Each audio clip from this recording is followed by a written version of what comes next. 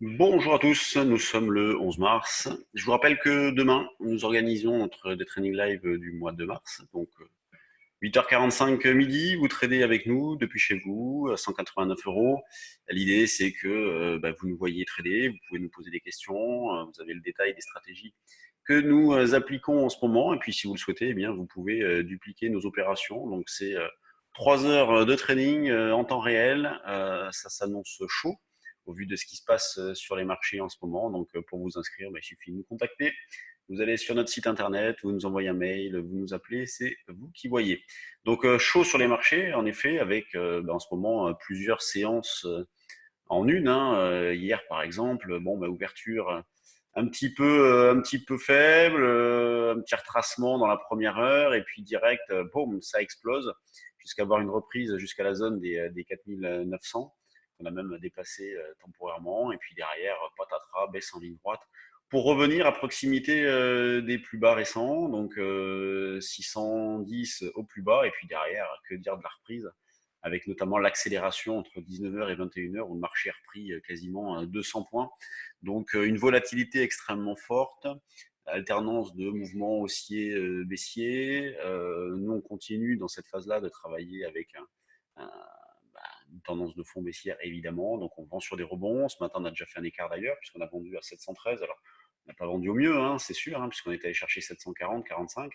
On a pu se racheter sur 70, prêt à recommencer à la vente à 740 en double top. Sur le DAX, on a eu un petit peu de réussite parce qu'on a vendu à 10 680. C'est la proposition que nous faisions sur nos différents services ce matin, et on a déjà pu se racheter bien évidemment sur 550. Donc vraiment de beaux écarts à réaliser. Mais il faut accepter cette volatilité importante quand vous participez au marché en ce moment et que vous intervenez dans une logique plutôt, allez, on va dire, court-termiste. Il faut supporter ces écarts-là. Et ce qui se passe n'est pas du tout étonnant. Et nous, c'est ce qu'on indique et on explique pendant nos stages depuis longtemps déjà. La construction des marchés fait qu'on va d'un excès à un autre. Donc précédemment, on avait un excès de rien autour dans la phase de hausse qui nous a ramené jusqu'à 6100. Et là, on a un excès de volatilité avec des volatilités implicites qui sont de l'ordre de 40-45 sur des options à la monnaie. Donc c'est extrêmement violent. Euh, Parce que les dérivés ont pris de plus en plus d'ampleur, il y a des pressions techniques qui sont très importantes, des gestions de delta qui s'activent, des gestions algorithmées aussi. Donc ce qui se passe se comprend, c'est vrai que c'est extrêmement violent, mais il y a une logique technique derrière tout ça et non fondamentale. Donc souvent on nous rabâche, ah mais c'est le fondamental qui impacte, mais là il y a des situations économiques n'évoluent pas. C'est vraiment les pressions techniques et les pressions qui vont sur certains opérateurs, les contraintes aussi qui font que les marchés s'agitent énormément en ce moment. Hier, par exemple, quand on prend les marchés US, ils ont terminé en hausse de quasiment 5% un peu partout. Ce matin, on a l'Asie qui perd 2-3.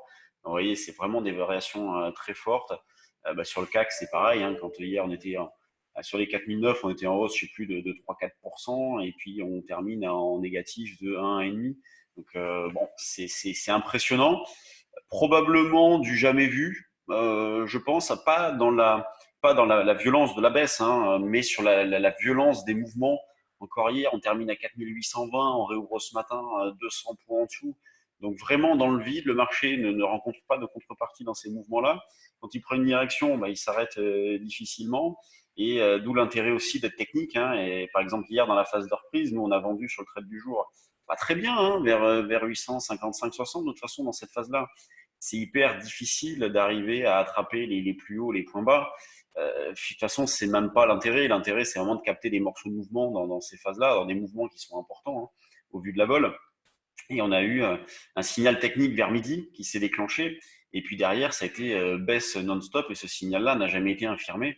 Donc oui, on peut tenter des anticipations, de jouer les niveaux, mais vraiment les signaux techniques sont d'une grande aide dans cette phase-là. Et donc nous, on les enseigne pendant nos stages.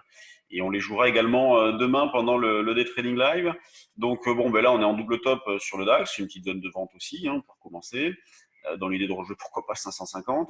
L'eurodoll, lui, piétine un petit peu, mais il reste toujours bien orienté sur le fond, avec donc fin de semaine dernière, On est passé de baissier à haussier avec la rupture des 1,1250. 1,1450, c'était le premier objectif qu'on s'était fixé. Il a été atteint très rapidement. Et donc, depuis, on accumule des écarts dans le sens achat-vente en achetant sur des replis. Donc, on a pu en réaliser un certain nombre jusqu'à acheter, en tout cas, c'est ce qu'on avait proposé, hein, 12,90. Alors, il a été fait tardivement, donc c'était pas forcément exploitable. Mais on avait proposé une zone d'achat vers un 12,90 sur le trade du jour. Donc, on peut reprendre cet esprit-là. Sur les actions, où en est-on? Donc, vous avez les valeurs du CAC à gauche de votre écran, une grande majorité de hausse. Hein. On a uniquement une, deux, trois, quatre, cinq valeurs dans le rouge pour l'instant, avec le luxe qui est impacté. Donc, Kering, moins 1% quasiment, L'Oréal, LVMH, moins 0,45. Le CAC à 4717 points, plus 1,73. Donc, vous voyez, quand on prend du recul, c'est impressionnant. Hop, je vais me décaler. Vous voyez, la baisse a été très impressionnante. On est passé très rapidement de 6100 à désormais 4600. Bon, point bas possible dans cette zone-là, en tout cas arrêt possible dans cette zone-là. C'est difficile d'estimer les probabilités, mais on peut le penser. Donc toujours possibilité de vendre de la vol, hein, c'est ce qu'il faut privilégier. Moi, dans la phase de reprise hier, c'est ce que j'ai fait. Hein. J'ai continué à vendre de la vol en vendant des calls notamment. Je l'ai proposé sur le trade du jour dynamique CAC 40 aussi. Donc c'est sûr qu'on profite du repli aussi et grâce à ça, donc ça peut être un complément en plus des futurs. Donc sur les valeurs, Renault qui prend 7%, Soggen 6 et quelques, Crédit Agricole 6 et quelques, BNP, Total, Airbus, Sanofi. Dans le volume du CAC, 635 millions, ça c'est bien calmé. Ouais, c'est nettement inférieur à ce qu'il y avait les jours précédents. Hier, on a fait un volume encore important, hein, parce que vous voyez, on est à quasiment 8,5 milliards. La veille, on avait dépassé les 10. Donc, on est sur des volumes importants avec un stress qui reste très important, des purges de positions, notamment sur des futurs et des options en début de semaine. Donc, vraiment énormément de liquidation avec notamment le gap, hein, les moins 10% ont été mortels pour beaucoup, avec la réplique aussi que nous avons eue mardi et un nouveau point bas. Donc vraiment, il y a de la casse en ce moment sur les marchés, donc il faut pas. Et là, en ce moment, c'est indépendamment de l'aspect technique, hein, de l'aspect stratégique, c'est vraiment la force mentale aussi qui fait la différence. Il faut garder son calme, il faut monter des petites positions, avoir les idées claires, bien maîtriser les différents produits. Donc voilà, faut pas s'énerver, surtout pas. Faut pas être frustré parce qu'on rate beaucoup de choses. Ça peut pas être parfait le trading en ce moment, c'est normal, mais on arrive quand même à faire de très belles choses et donc de profiter de cette belle volatilité. Dans les screeners, qu'est-ce qu'on retrouve? Tiens, Sanofi, on retrouve Ubisoft aussi qui monte. Et je vais classer les plus fortes hausses. Donc on a Intrasens, tiens, Nicox, il y a eu une news ce matin sur Nicox. Il y en a eu une sur Selectis aussi, Technicolor. Donc BPI est rentré ou a augmenté sa participation dans le capital de Technicolor. Elle est en hausse de quasiment 10%. Amoeba, Rally, tiens, Rally, maison mère de Casino. Donc c'est nerveux, hein, c'est normal.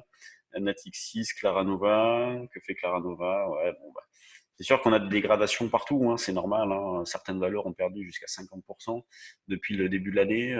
C'est énorme. Hein. Et donc les grosses capis, on a des baisses de l'ordre de 15, 20, 25, 30% sur la plupart. Donc mouvement extrêmement violent, sans contrepartie. Donc on travaille vendeur, les indices évidemment, CAC DAX et haussier sur l'eurodoll. Et je vous rappelle donc demain des trading live, donc à partir de 8h45 jusqu'à midi, si vous souhaitez nous voir trader et partager une matinée de trading avec nous. Allez, je vous laisse. Donc demain, pas de point bourse puisqu'on fera le trading live. Et on se retrouvera donc vendredi. Merci de votre fidélité et à vendredi.